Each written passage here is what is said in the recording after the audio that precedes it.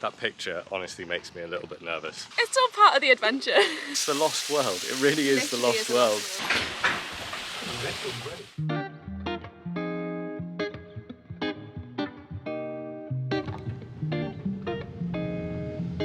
Good morning, everyone. Good morning. Although it'll be evening by the time we upload this. Today we're in rainy Wales yet again. The red coat is making a comeback. I feel like every time we come to Wales, it rains. It rains. Every single time. It's inevitable at this point. So yeah, we had a few days off together, our rare days off together. Yeah. So we decided to come to Snowdonia because honestly, I think it's one of our favourite spots. Yeah, it's just so beautiful, like so stunning. We're not actually in Snowdonia at the moment. Driving past, we saw the tallest aqueduct in Wales. Pontcysyllte Aqueduct. I have no idea how to pronounce that.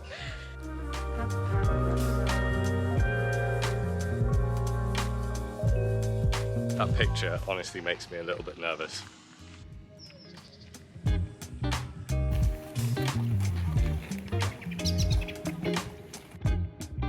Standing at 38 metres tall, it turns out the Pontcysyllte Aqueduct isn't just the tallest aqueduct in Wales, but the tallest canal aqueduct in the world.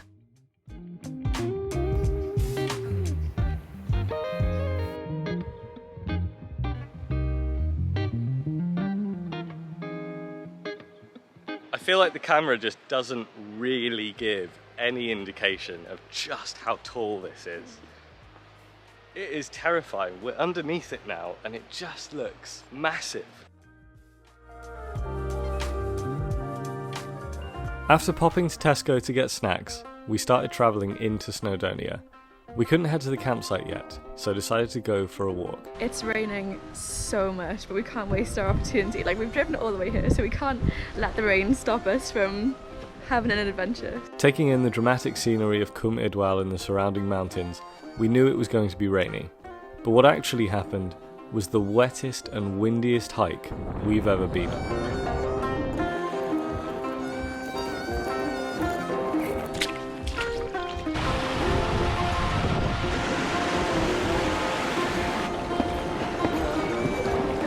Blue skies!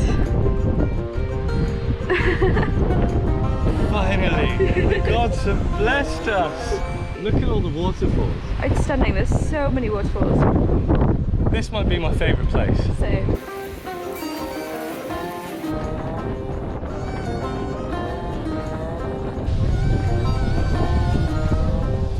This is our first time trying to get our tent up in the rain. Yeah. Let's go!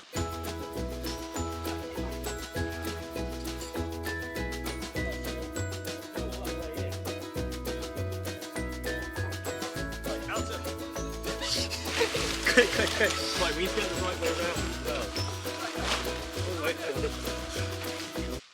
Right, tent is set up. It got so wet, so hopefully it won't be too wet tonight. Our sleeping bags are soaking. Oh man. It's all part of the adventure. We were like, oh, the weather's died down a little bit. Let's put it up now before it gets pretty worse. much as soon as we put it up, it just got worse. Literally so bad. We just went up and paid the farmer and he is so lovely.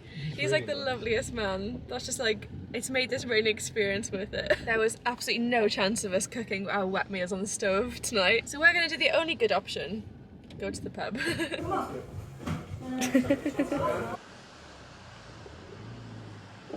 I am not looking forward to sleeping tonight. It'll be fine. Oh my gosh, just look how much she's spending. We don't know what to do with ourselves. It's literally 7:45 and we're just in bed. It's great. It's great. It's actually quite chill. We're just chilling. It's nice, yeah. Listening to the sound of the rain. Yeah, I think it's going to be an early night for us and then an early morning start, I think. Yeah. That's the plan. Yeah. Exciting day ahead tomorrow. Yeah. If we get any sleep. Good morning. It's not looking like the best of days weather-wise. It's a bit windy and rainy, but we're gonna try and get up, even though we didn't get much sleep, and try and make the most of our day.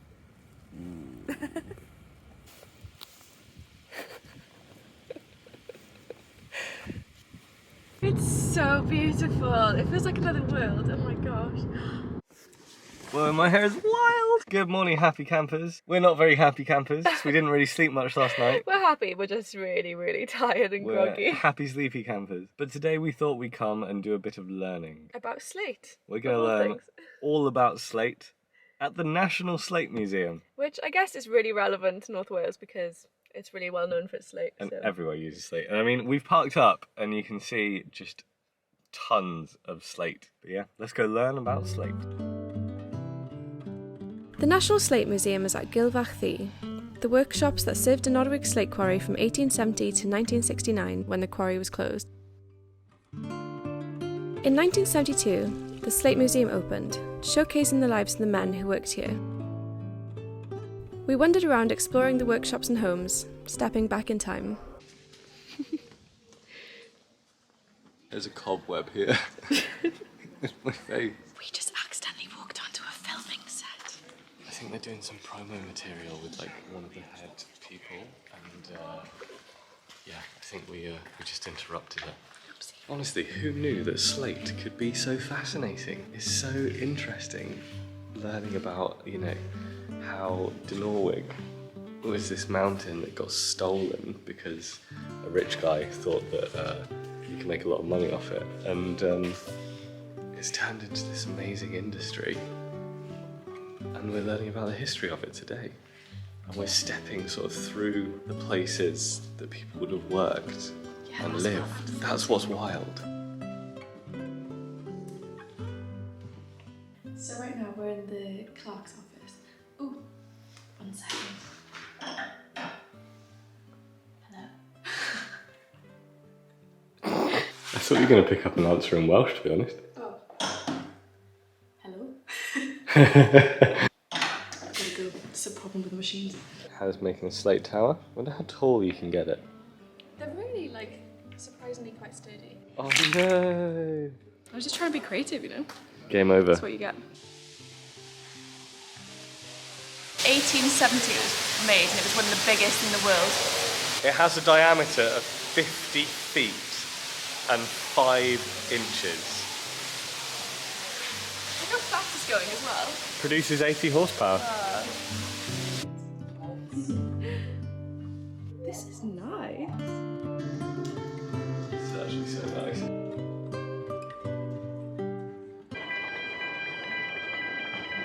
We're just heading up to Anglesey Barracks now, and I feel like we've got a newfound appreciation for slate because we're following this walled footpath, and you know, the walls either side are made of slate, and I just feel like, wow.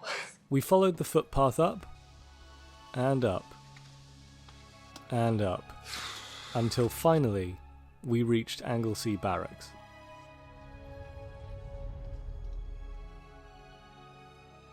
So we've just reached Anglesey Barracks, and this is where all the workers would have lived while they were mining, and it's so eerie. So eerie. I think the thing that makes it the most eerie is that it's just straight and long, and Yeah. it all looks identical all the way Yeah. down.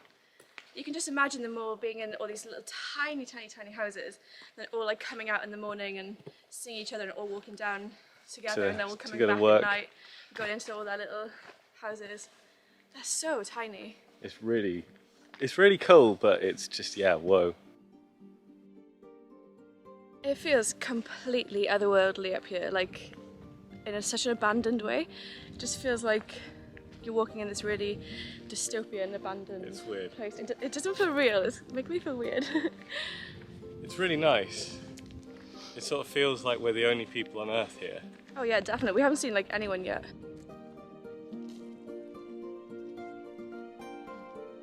Wow, that is so sheer and steep. You can see a climbing rope all the way down.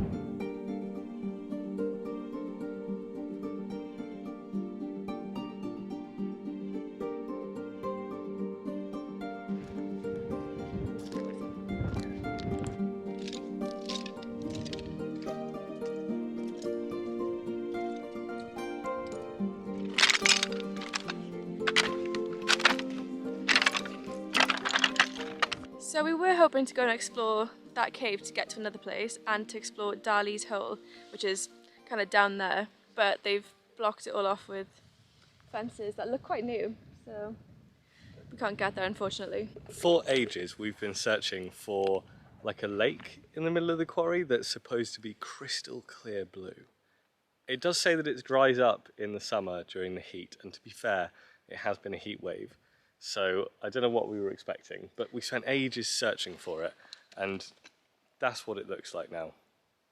Just completely dry. And I didn't realise there was a house in it. Like literally. There's just a house in the the hole. middle of the hole. Now this is technically trespassing, so we can't give you the exact location. Shh. This is crazy. It's so weird. It's so weird.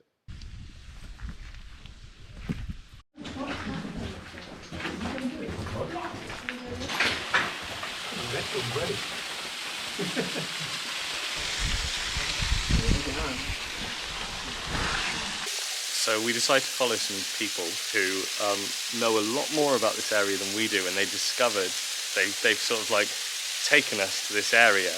And I'm so glad that we so came. glad that we followed them. I don't even know how to describe it. It's like, it's amazing. It's the lost world. It really is the lost world. And the guy was saying that last time he came, those two rocks, massive, huge rocks, were up there last time, so that's not gonna be with much hope. not great promise, you know, but we've got to go through Look, a waterfall. Oh This my is gosh. so pretty.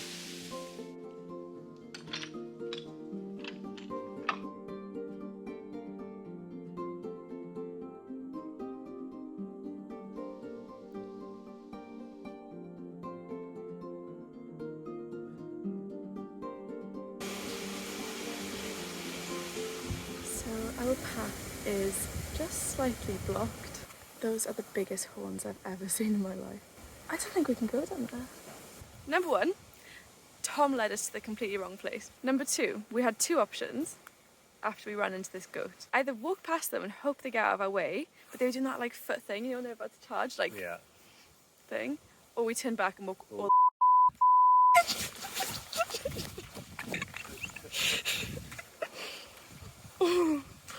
Okay, so it looks like we don't have an option one anymore.